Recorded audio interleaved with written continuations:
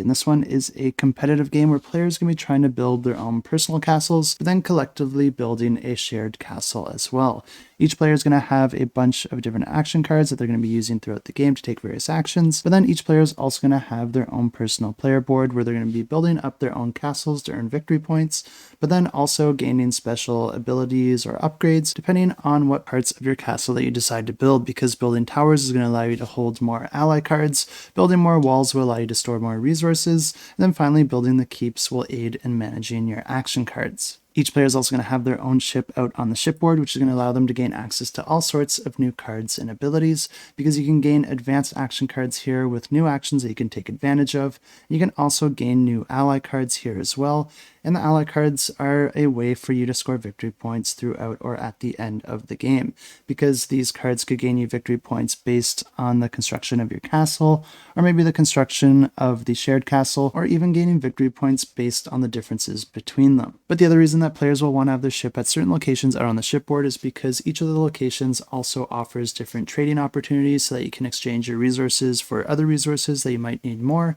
or even trade them for victory points or cards or different actions. But the way that this game plays is that it plays over a series of rounds, and every round players are going to be able to optionally move their ship out on the shipboard, and then each player is going to be drawing a hand of cards. Players will then go in alternating order, playing just one card at a time in order to perform that action. And these actions can allow you to do all sorts of different things, like gain different types of resources, pay to build different parts of your castle or the shared castle by spending those resources, draw additional cards, or even promote your specialists, which is going to move them up these different tiles here, gaining you different upgrades and abilities as the game goes on. Something that's really neat here is the amount of decisions that you actually get to make on these promotion boards, because you'll be able to send multiple of your specialists down a single path if you want, and there are also branching paths along the way. So depending on what you want to activate and your strategy and the different types of ally cards you might have, you might want to go down a different path or even send multiple of your specialists down the same path. But the possibilities of the action cards don't end there, because each of them are also dual use, because rather than spending an action card for its ability,